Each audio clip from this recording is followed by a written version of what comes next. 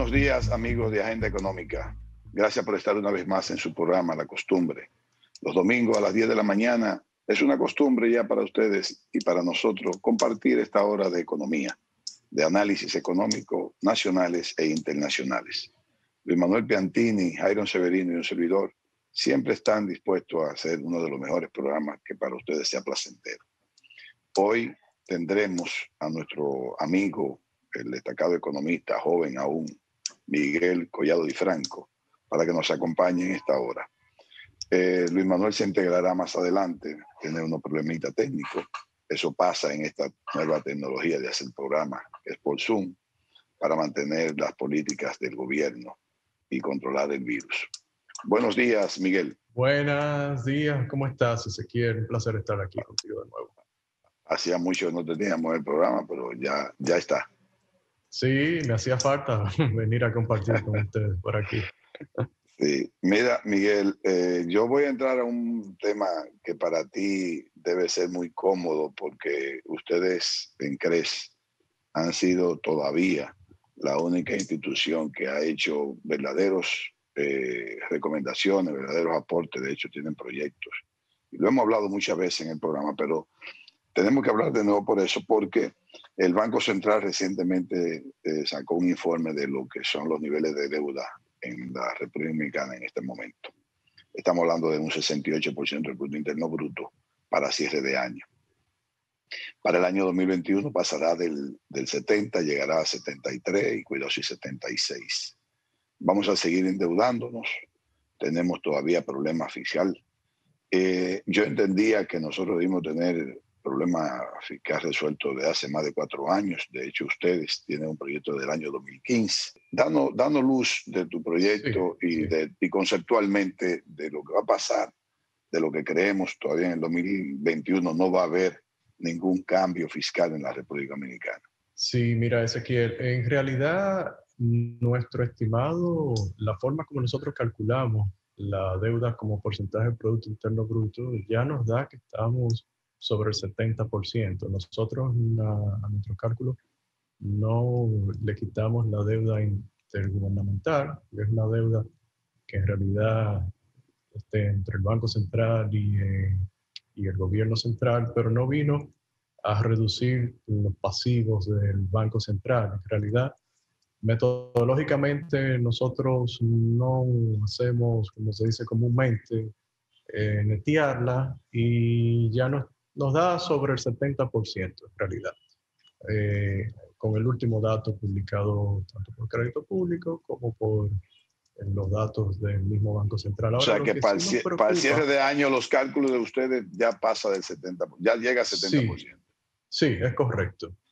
Ahora bien, si bien es cierto que esa es la métrica que comúnmente más se emplea y tradicionalmente más se utiliza para fines de monitorear cómo anda la deuda dentro de una economía, fíjate que hay una métrica que estoy seguro que la hemos mencionado en este programa, en las otras intervenciones, que ya de hecho la están usando desde hace par de años atrás las calificadoras de riesgo, por lo menos Fitch y Standard & Poor's lo empezó a usar recientemente, que es la relación del gasto de intereses como porcentaje de los ingresos tributarios.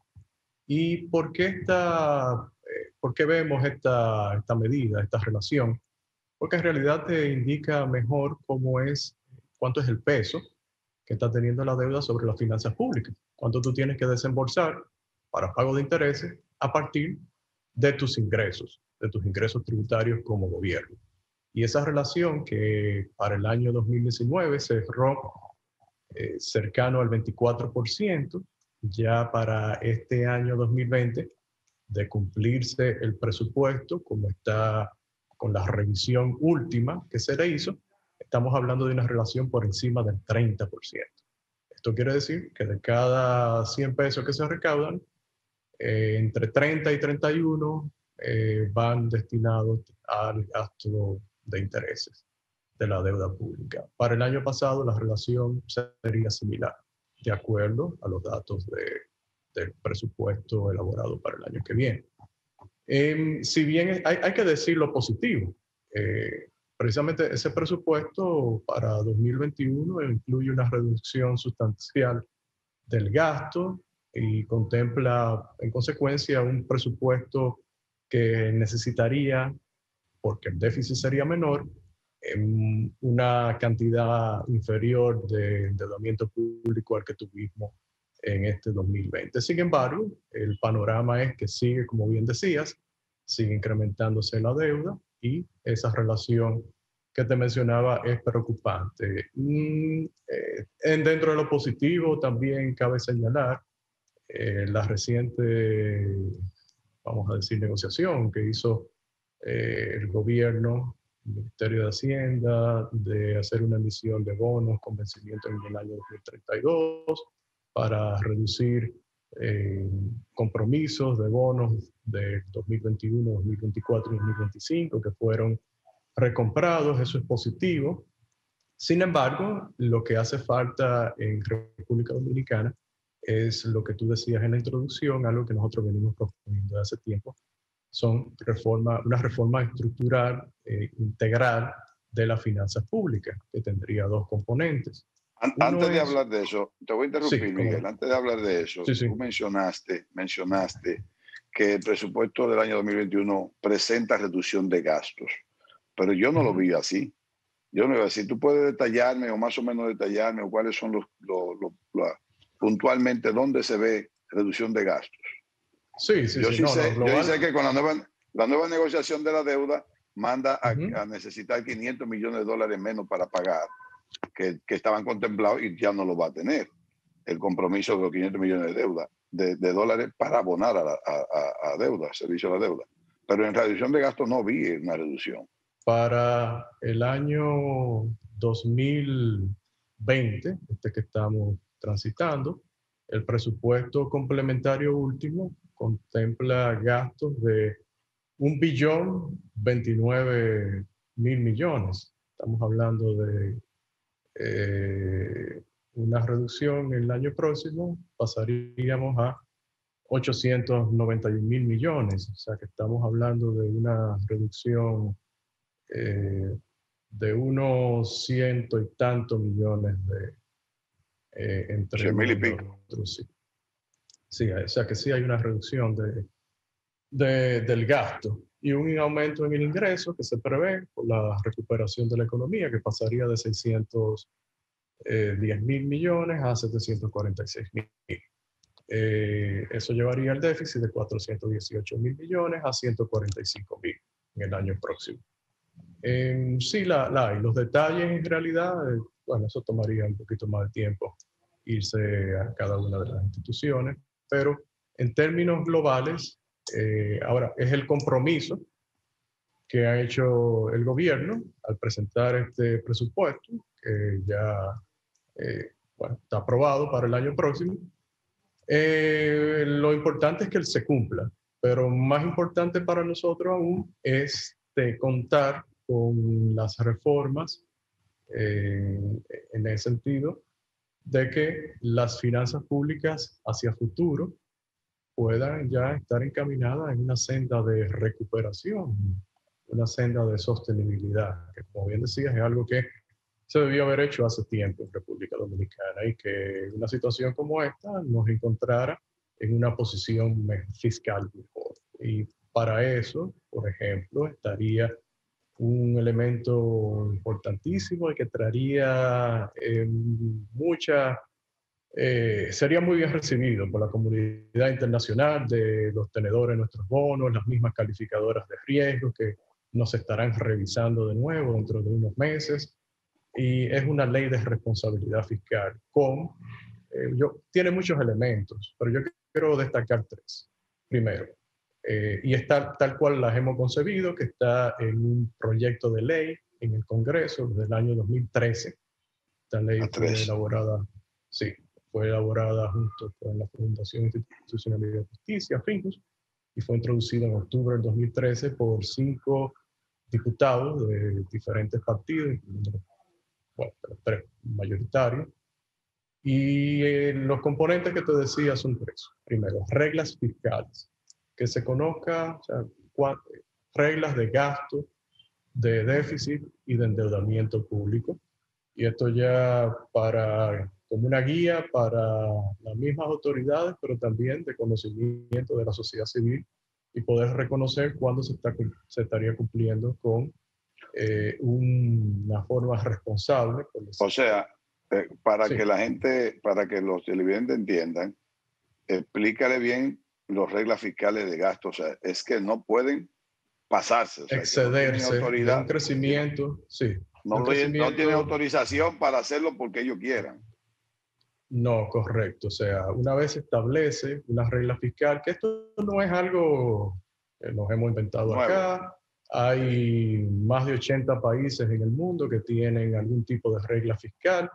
El caso de Brasil es bien peculiar, por ejemplo, luego de su crisis fiscal reciente de hace unos años atrás, decidieron introducir una regla fiscal en la Constitución, una regla fiscal que dura 20 años activa, que limita el crecimiento del gasto del gobierno de Brasil por mandato constitucional. Se fueron más al extremo porque pusieron candados después de que les robaron, vamos a decirlo llanamente. Y lo que queremos aquí desde hace tiempo lograr es tener una condición de las finanzas públicas mejor.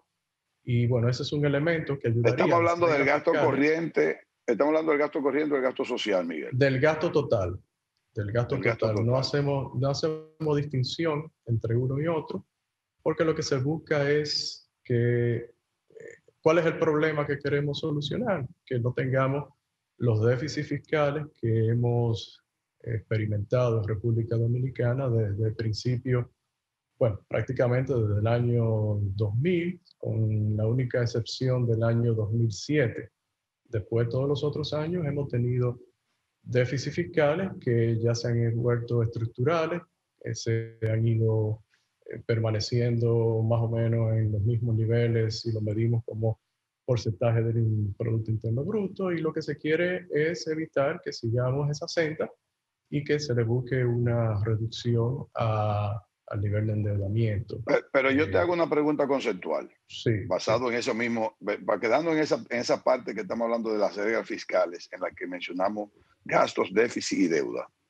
En sí. el caso del gasto, de la regla del gasto, y por eso te menciono corriente o social o de inversión, limitar al Estado con no aumentar el gasto social o el gasto de inversión, para decirlo de otra manera, no significa limitar el crecimiento.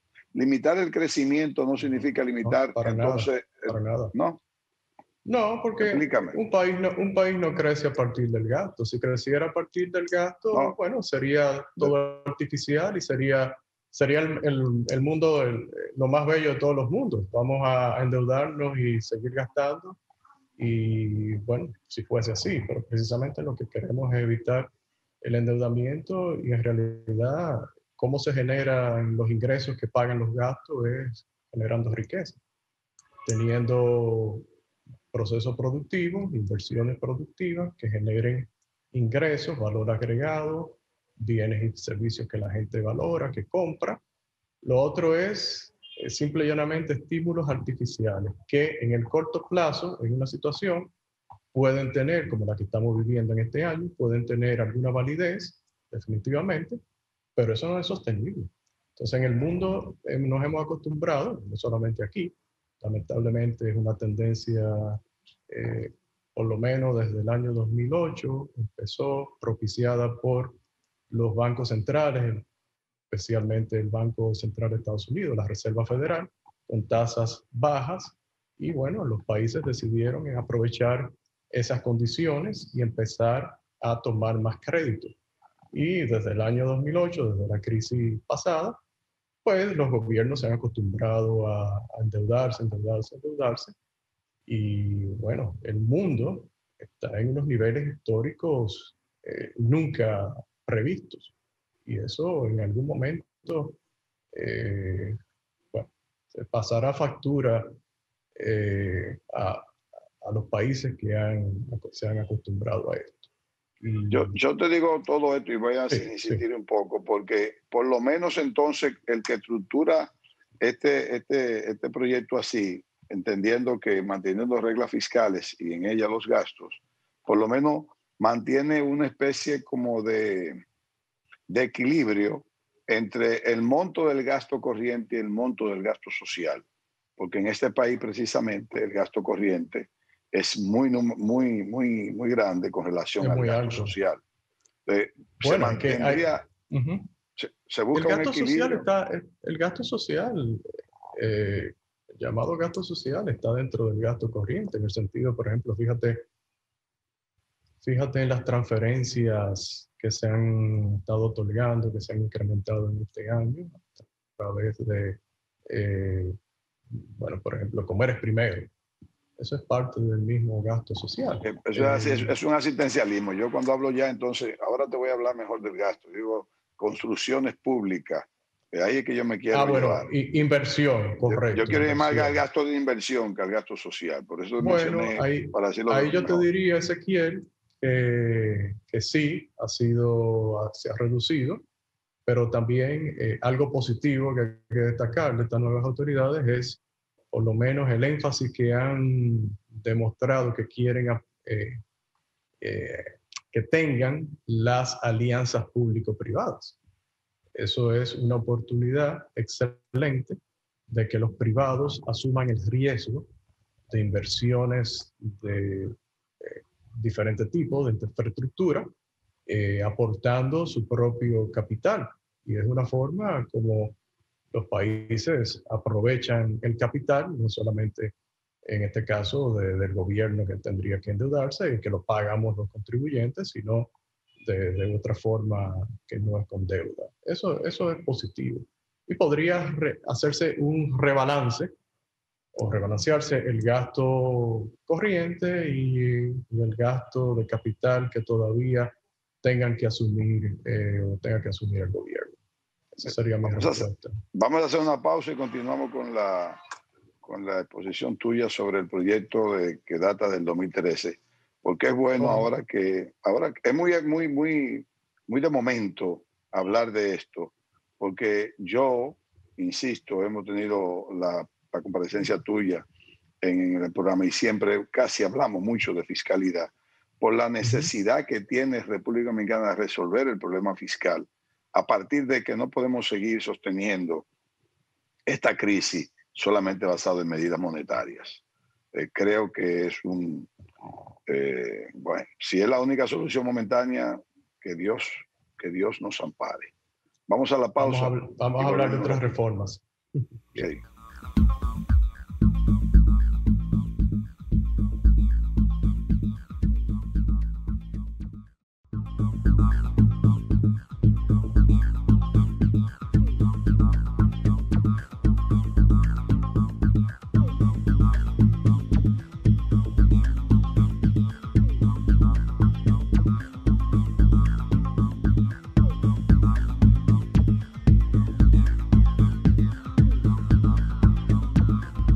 Continuamos con su programa Agenda Económica. Miguel Collado Di Franco está con nosotros analizando los problemas fiscales monetarios de la República Dominicana a raíz de nuestra deuda que está creciendo y dentro de nuestro presupuesto para el año 2021.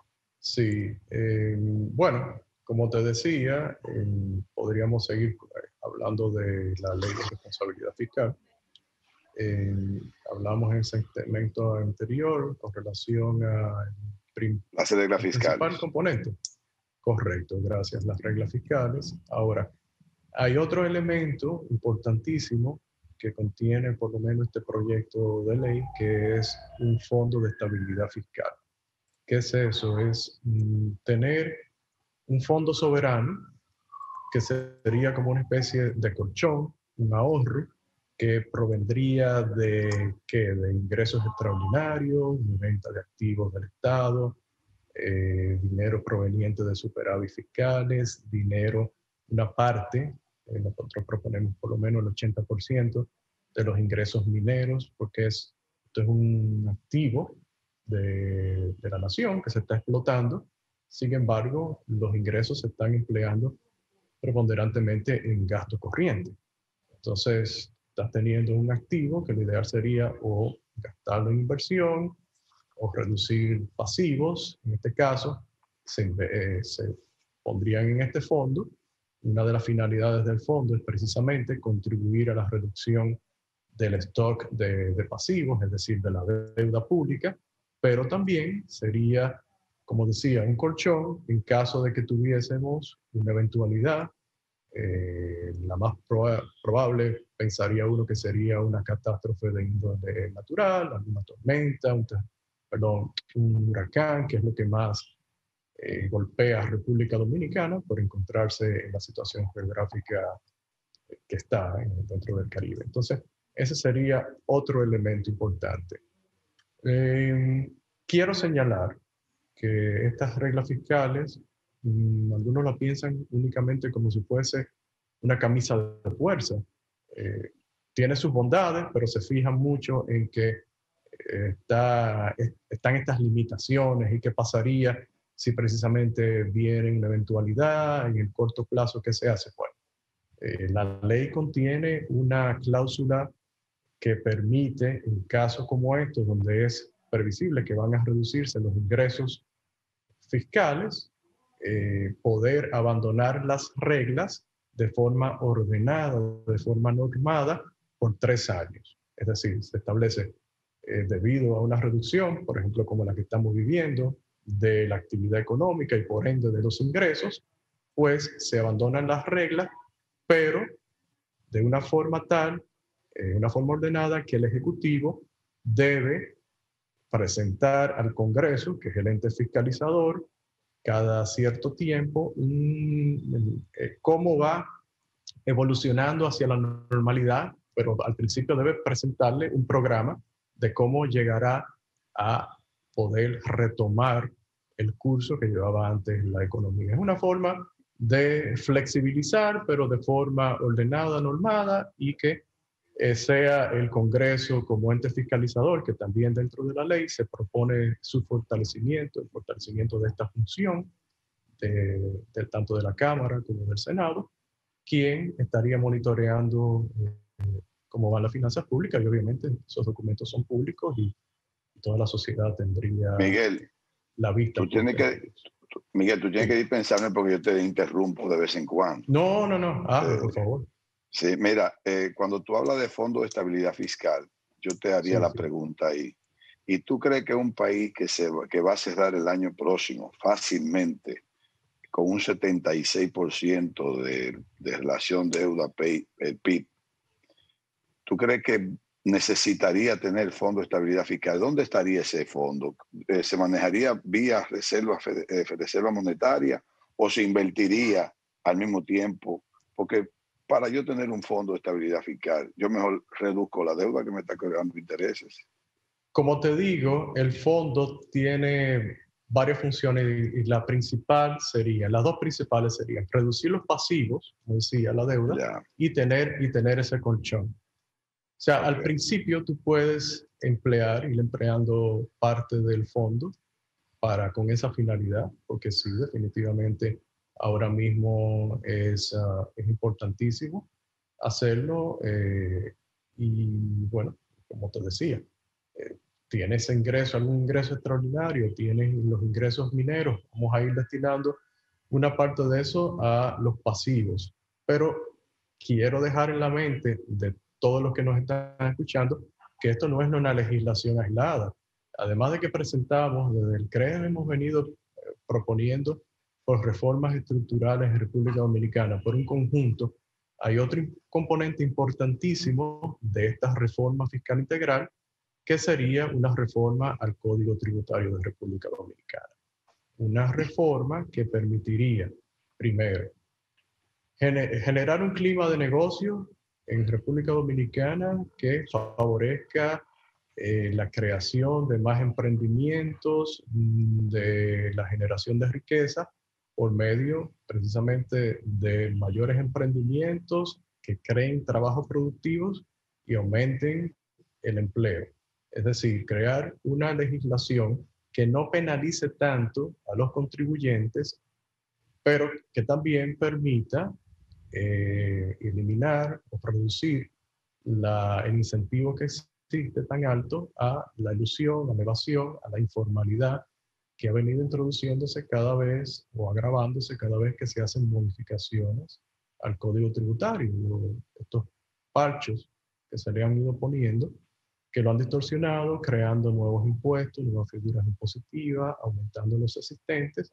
Y el ejemplo que siempre ponemos es, hemos llegado de ser una nación que en la década de los 90 tenía una tasa de impuestos sobre la renta, que cuando se introdujo, o mejor dicho, que se rebajó del 46 al 25%, 3 años después de haber sido promulgado el código, elevó las recaudaciones y permitió tener un clima de inversión más favorable para el país. Ahora, hay un concepto que manejan todos los economistas, que es la competencia tributaria. Y es básicamente, si tú tienes otro país que tiene unas condiciones tributarias por tasas de impuestos sobre la renta más favorables, la inversión se te puede ir ahí. Ahora mismo, los países de la OCDE tienen una tasa en promedio de impuestos sobre la renta de las empresas inferior al 22%. República Dominicana tiene una tasa ahora mismo de 27%.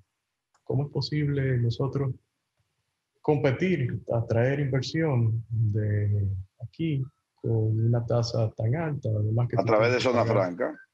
Tienes que pagar 12 anticipos al año, correcto. Entonces, ¿cuál es si el esquema de zona franca ha funcionado, en un momento debe desaparecer? Bueno, pues lo correcto es crear las condiciones que la tienen otros países, precisamente que han ido dándose cuenta que si bien es necesario tener impuestos, ingresos tributarios, correcto, pero no de una forma con la complejidad, incluso para la misma administración tributaria que existe en República Dominicana. Para la administración tributaria, y lo han dicho públicamente, es difícil administrar un sistema como el actual. Entonces, esa es la idea. Dentro de la idea para hacer ese fondo de estabilidad fiscal, tú me planteaste, apunté dos nada más. Volvemos a la ley apuntaste yo apunté dos de lo que dijiste: venta de activos, ingresos mineros, etcétera. Yo creo que en el caso de los ventas de activos ya el gobierno lo usó, va a usar para el presupuesto nuevo, va a usarlo a venta de activos, tal vez no todos, pero está planteando venta de 86 mil millones de pesos de activos.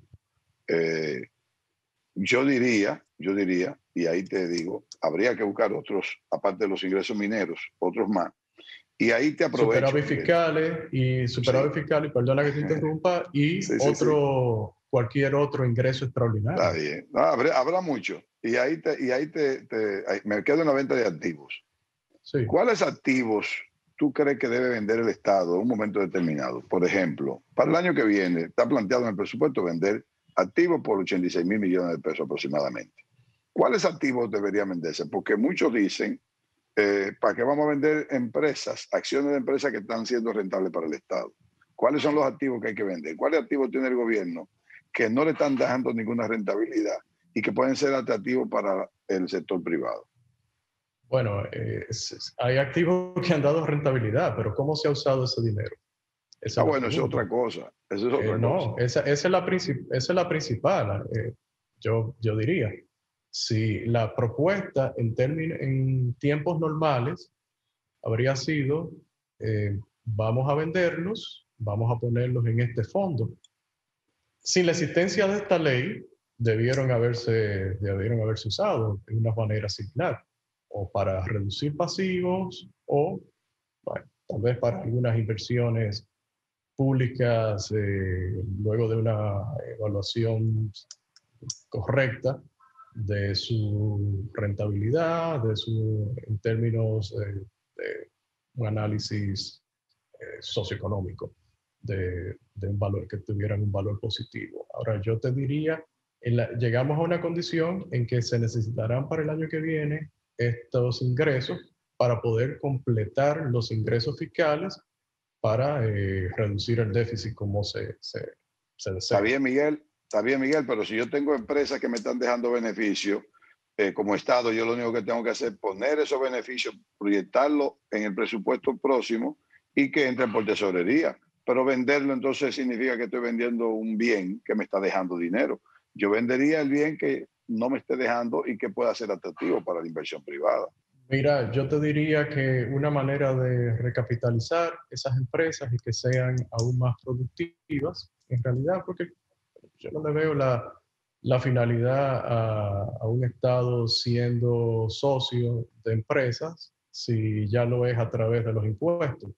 Entonces vamos a dejar que los privados asuman el riesgo, los privados, no nosotros, los contribuyentes, sino entes particulares que quieran invertir en ellas, aumentar incluso el capital de esas empresas, hacerlas más productivas y el Estado sigue participando por medio de los impuestos que le cobran. Y esos impuestos se decide cómo destinarlos. Yo, de verdad, que fue un avance en el mundo lo que sucedió en la década de los 90. Por lo menos aquí lo vivimos en esa época, el poder quitar ese peso del Estado de ser partícipe de la administración, de tener que participar en esas empresas. Y te digo, lo ideal es que lo asuman los privados, el riesgo, y que se privaticen las pérdidas si las hay. Porque en un momento hay empresas que pueden ser deficitarias. Entonces, Exacto. tú tienes un conjunto ahí, tienes un portafolio de empresas mezcladas. No, vamos a limpiar.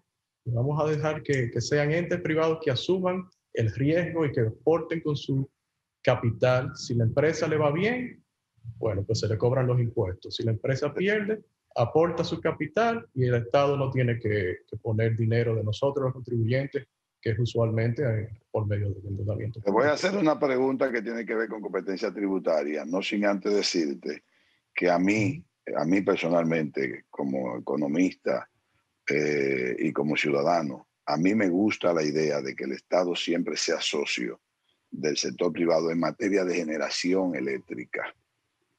En materia de generación eléctrica, por tratarse para mí de seguridad nacional. Eso es un concepto muy personal. No significa que tenga lógica ni razón. Es simplemente me permito aprovechar el momento para decir que estoy yo de acuerdo en términos conceptual, personalmente. Ni siquiera ningún otro miembro de este programa tiene que coincidir conmigo, y menos tú, que eres un invitado muy especial, pero un invitado. Ahora viene la pregunta. Cuanto a competencia tributaria, ¿tú entiendes que hay limitación en cuanto a inversión extranjera basado en competencia tributaria, donde nosotros tal vez tenemos una tributación mayor que otros países del área? ¿Eso puede Sí, estar limitando la inversión? totalmente. Fíjate, el ambiente de negocio debe verse como un conjunto. Por eso a mí me gusta mucho este estudio, este índice que elabora todos los años el Banco Mundial, que se llama en inglés el Doing Business, haciendo negocios, que mide precisamente cómo es el ambiente de negocio de los diferentes países, con casos, o sea, son casos que se aplican. Por ejemplo, ¿cuánto cuesta la tributación? ¿Cuánto en términos porcentuales de las ganancias? ¿Cuántos días invierte una empresa en pagar impuestos? Bueno, pues nosotros estamos muy superior al promedio de América Central en este sentido. Son casi 400 horas que tiene que invertir un inversionista, un emprendedor dominicano, mientras que el promedio en Centroamérica son 200 y pico de horas. Hay países que tienen que solamente 100 y pico de horas. Bueno, eso es un elemento, pero hay otros. Hay otros. Por ejemplo, ¿cuánto te cuesta transportar una carga de la ciudad principal o el principal centro de producción al principal puesto de cada país? Eso te lo mide el índice. Cuando vemos esa medida, nos damos cuenta que República Dominicana está ocupando el segundo lugar de costo más caro comparado con los países de Centroamérica. Y hay oportunidades de reforma.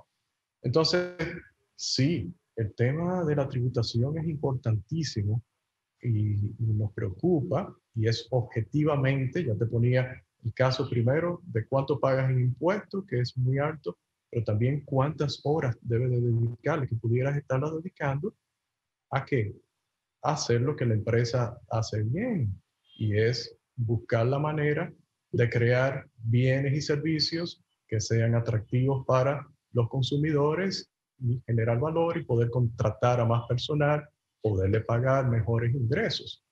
Esa es la idea, pero quiero dejar en la mente de que Sí, es un conjunto de reformas que hace falta. sí, que tiene que ver incluso con el código laboral. O sea, Laboral, sí, sí, el muchas mismo veces. tema eléctrico. Reglas de competencia comerciales, o sea, toda esa cosa, ¿no? Hay una serie de reformas que Sí. hacer en muchos sitios. Vamos a hacer la segunda pausa y ya en el próximo segmento estará con nosotros Luis Manuel Piantini, que ya resolvió el problema técnico. No nos corten, amigos, manténgase con nosotros.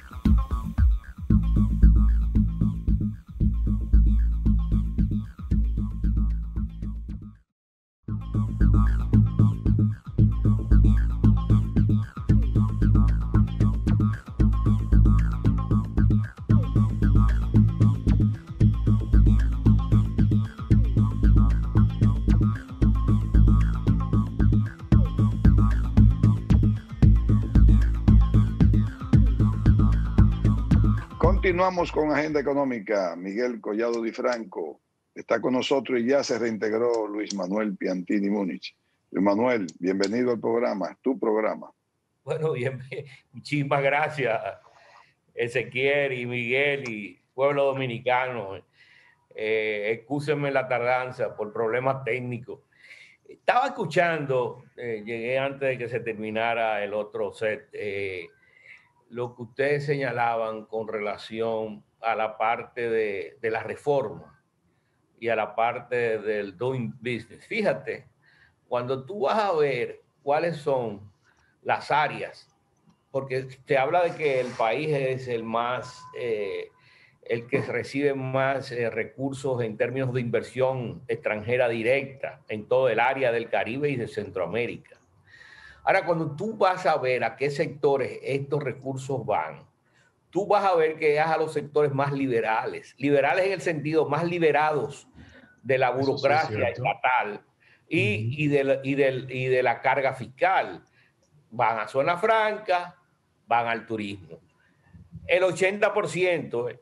Después lo otro es en los aspectos mobiliarios, que son los venezolanos que se han metido en eso y algunos centroamericanos también.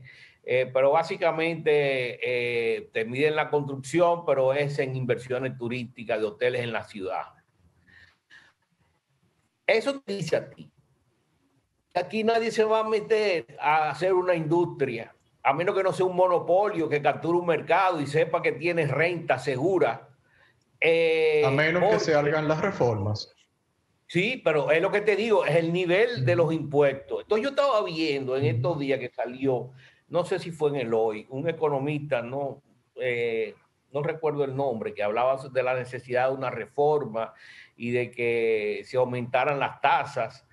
Pero es que aumentarse las tasas, cuando tú ves primero la necesidad de que tú tienes que competir con un mercado exterior que está también como los piratas.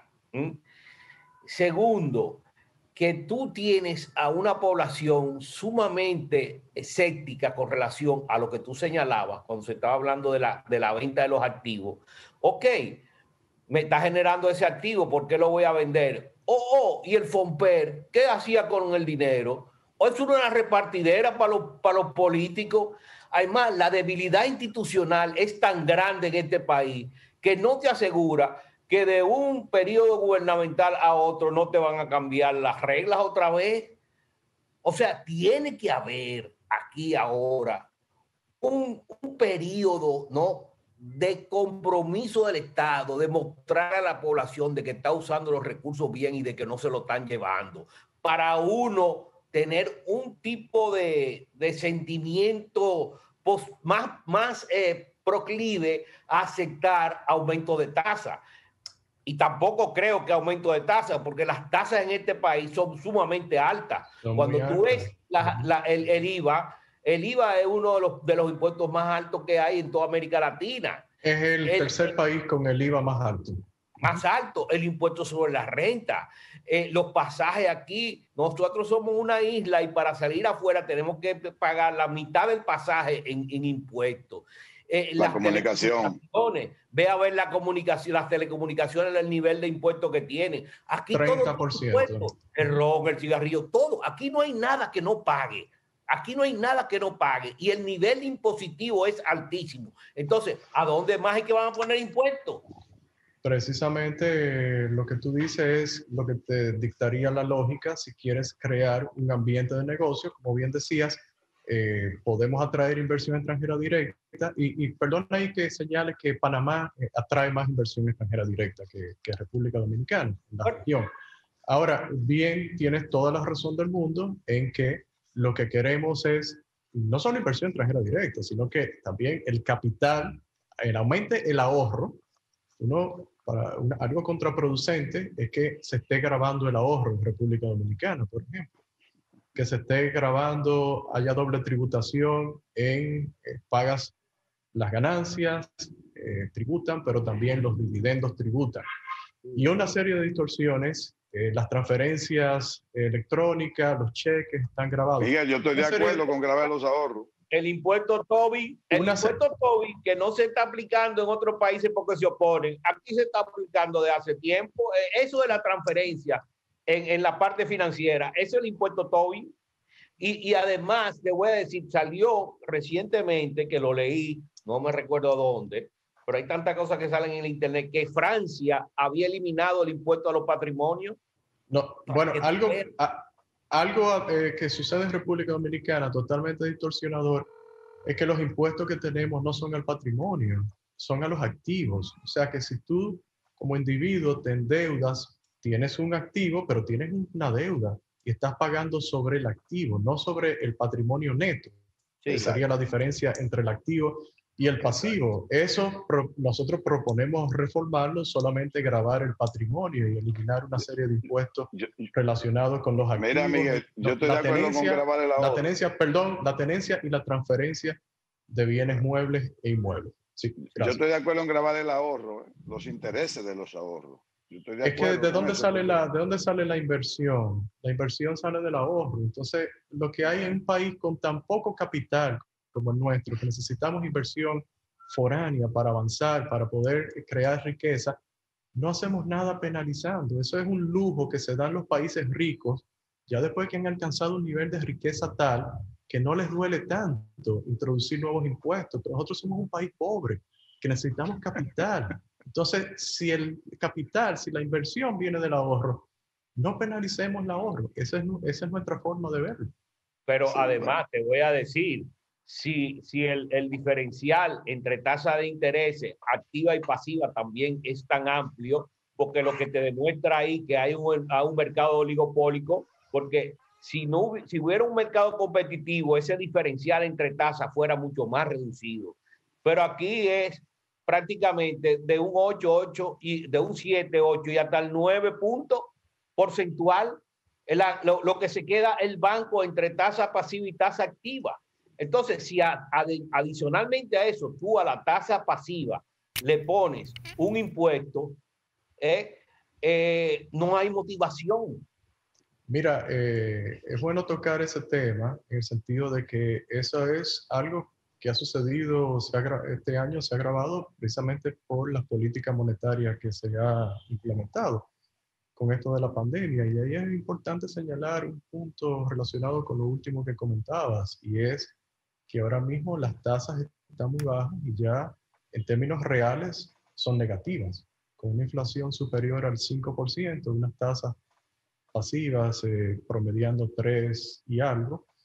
Pues es una situación que no debería permanecer por mucho tiempo en República Dominicana. Y es algo que es bueno señalar ya que haces el comentario. Pero, ¿Ustedes cómo creen eliminan el punto 15 de las transferencias bancarias?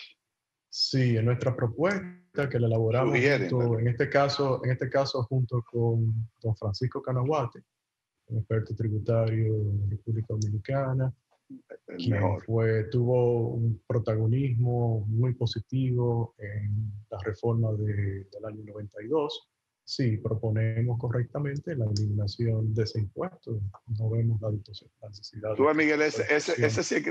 sí es criminal, como digo yo, porque fíjate, vamos a decir que uno tiene 20 millones de pesos ahorrados, le genera X cantidad de dinero y lo ponen en una cuenta corriente, el banco se lo transfiere a una cuenta corriente. Para sacar esos intereses, después de quitarle el 10% por la ley, también le quitan el punto 15. Sí. Es lo que estoy diciendo. Es El impuesto distorsiones COVID, es lo que te estoy diciendo. Son distorsiones, impuestos sobre impuestos, que nosotros lo que proponemos es que tengamos la mentalidad de que el desarrollo viene a través de la creación de riqueza. Y para tú crear riqueza en un país necesitas un ambiente favorable, eso que hemos estado hablando, de inversiones en procesos productivos que generen más puestos de trabajo con mejores salarios. Entonces, ¿cómo lo vamos a lograr? Una de las formas es con una reforma de este tipo, pero complementada con otras reformas que tú bien mencionabas anteriormente, Ezequiel. Y hablamos de algunas también que proponemos desde el CRES. Ustedes también proponen diferentes tasas de ITEVI, si mal no recuerdo. No. ¿O es una sola tasa? Todo lo contrario, es que ahora mismo tenemos la distorsión de que tenemos el 18, el 16 y bienes al cero. Entonces tú tienes bienes conviviendo en un establecimiento comercial con tasa del 18, por ejemplo, y otros que están a tasa cero. Primero, esas tasas de 16 y 18 son muy altas a nivel internacional, pero también te crean el incentivo a crear un mecanismo para evadir el impuesto. Entonces, no lo vas a corregir mientras tengas tasa alta y una tasa cero también para bienes. Y, bueno, la propuesta se centra, no en gravar servicios como educación, salud y ese tipo de servicios. Eso quedan exentos. Alimentación sí, el arroz. Aquí lo que hay es que tratar... pero a una tasa de 10%. Y ahora mismo, una idea que me viene a la mente, y escúchame, Manuel, es simple y llanamente decir que ahora mismo en la producción, en el transporte, en la comercialización de muchos bienes, está incluido el ITEVI indirectamente. Y los empresarios no lo pueden compensar. Y va al costo. Porque si el bien está exento, va a la estructura de costo. Y lo que se propone en este caso es que se pueda compensar. Bueno, a lo que tú llegas a la pregunta, Miguel, a mí me gustaría que en los pocos minutos que quedan, que por lo menos si hay algún punto a destacar de todo lo que hemos hablado siempre en la historia, pero nunca está de más seguirlo mencionando y reiterándolo. Déjame decir, no, era con relación a que lo que el Estado tiene que tratar es integrar el sector informal, hacerlo formal, porque por ahí es la cosa. Es que somos los que estamos pagando impuestos, lo que cargamos con los impuestos en este país. Por ejemplo, también aquí hay una franja que no paga nada de impuestos sobre la renta. Hasta los 30,000 pesos mensuales, el sueldo creo que... 34,000. 34,000. Pagan impuestos sobre la renta. Entonces siempre se está hablando, que hay un problema interno de la distribución, que esto es progresivo, que aquello es regresivo. Pero ven acá, pero ahí ya hay prácticamente un subsidio que se está dando de los que pagan más impuestos a los que no pagan nada de impuestos. Entonces, eso hay que tomarse en consideración. Pero más que formalizarlo, eso hay, el comercio informal o la economía informal existe en todos los países. Lo que hay que formalizarla. O sea, organizarla. Es lo que te estoy organizarla. ¿Me permiten decir algo? Sí. Un minuto, que me permitan decir algo. Un minuto, Julio, para darle la última palabra a Miguel. En las condiciones actuales, tú puedes llevar la formalización, tratarla de generalizar a través de reducir el costo de hacerte formal en términos de constituir una empresa, por ejemplo. Pero cuando llega el primer mes ya de esa empresa constituida, que tiene que enfrentarse al sistema tributario, más los costos laborales no salariales, más todos los otros costos que hay en la economía de transporte, de lo que te genera la burocracia, la calidad del servicio eléctrico y la necesidad de autogeneración y un gran etcétera. Te vuelve loco. Pues no hay manera de permanecer en la formalidad si no cambiamos todo eso. Hay más motivación en mantenerse en la informalidad que en la formalidad. Hay un incentivo generado por el sistema. Entonces, eso es lo que hay que cambiar. Miguel, como es más fácil participar en el programa ahora por Zoom, te llamaremos pronto. Espero que sí. Un placer estar con ustedes aquí. Feliz Navidad, todo lo mejor para ti y para Cres. Un abrazo a los dos. Gracias. Muy bien. Gracias a ustedes, amigos televidentes. Hasta la próxima entrega.